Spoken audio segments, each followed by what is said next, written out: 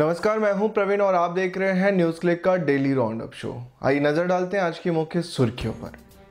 कोविड-19 बंगाल में यूनियनों ने लॉकडाउन के दौरान घरेलू कामगारों के लिए सरकारी मदद की मांग की। महामारी संकट को संभालने में सरकार के लचर रवैये से हताश 115 सिविल सर्वेंट्स ने पीएम को लिखी चिट्ठी। Corona update. देश में पिछले 24 घंटों में 2.59 लाख नए मामले, 4,209 मरीजों की मौत।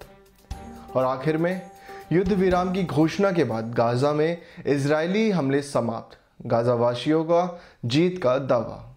पश्चिम बंगाल में कोविड-19 लॉकडाउन की वजह से काम खो चुके घरेलू कामगारों के लिए सरकारी मदद की मांग करते हुए पश्चिम बंगाल घरेलू कामगार यूनियन ने पत्र लिखा है। यूनियन के कार्यवाहक अध्यक्ष इंद्रजीत घोष ने न्यूज़ क्लिक से बात करते हुए कहा कि अब सरकारों को घरेलू कामगारों की परेशानियों का गौर करना चाहिए। उन्होंने कहा कम से कम 6,000 रुपए की वित्तीय सहायता के साथ साथ उनके घर तक राशन उपलब्ध कराने की प्रस्तावित योजना को लागू किया जाना चाहिए, ताकि यह सुनिश्चित किया जा सके कि इन लोगों के परिवार कुपोषण से पीड़ित नहीं हैं।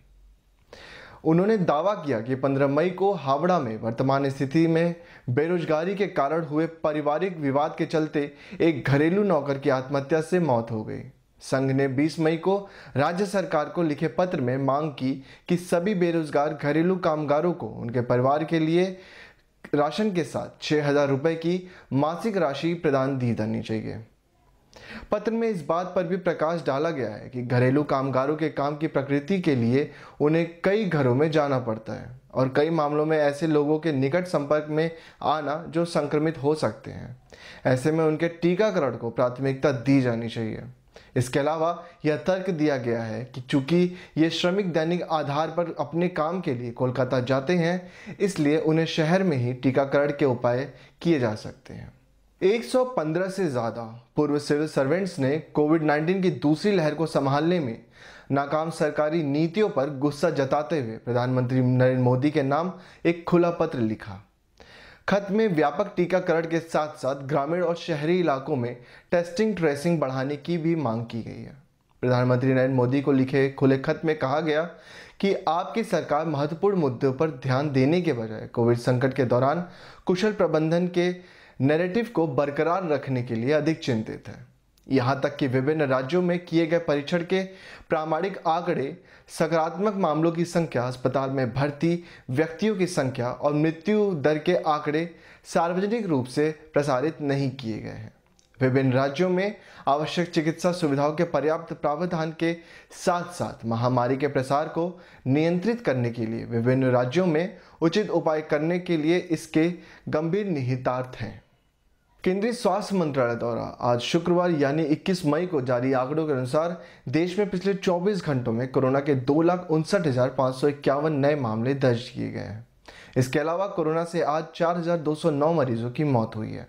साथ ही इसी बीच देश भर में कोरोना से पीड़ित 3,57,295 मरीजों को ठीक किया जा चुका है और एक्टिव मामलों में 1,01,953 मामले कम हुए हैं। देश में कई राज्यों के हालात अभी भी नाजुक बने हुए हैं। हालांकि नए मामले कम हुए हैं, लेकिन कोरोना से अब भी रोजाना कई लोग अपनी जान गंवा रहे हैं।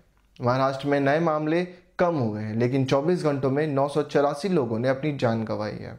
कर्नाटक में 548, तमिलनाडु में 397, उत्तर प्रदेश में 236 और दिल्ली में 233 लोगों ने जान गंवाई है।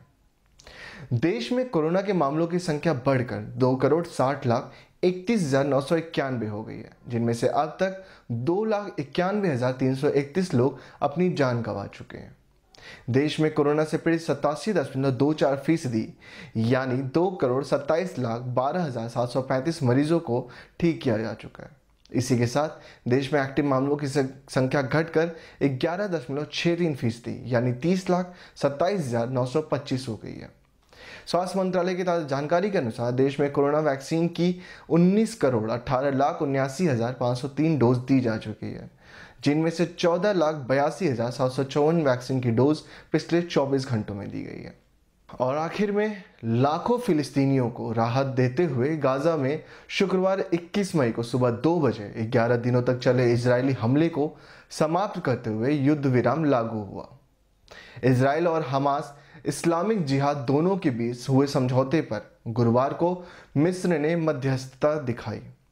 इजराइल के कार्यवाहक प्रधानमंत्री बेंजामिन नेतन्याहू ने एक बयान में घोषणा की कि इजराइल की सुरक्षा कैबिनेट ने सर्वसम्मति से इसे बिना किसी शर्त के स्वीकार कर लिया है, जिसके बाद गाजा वासियों ने इजराइल के हमले की समाप्ति को एक जीत के रूप में मनाया है।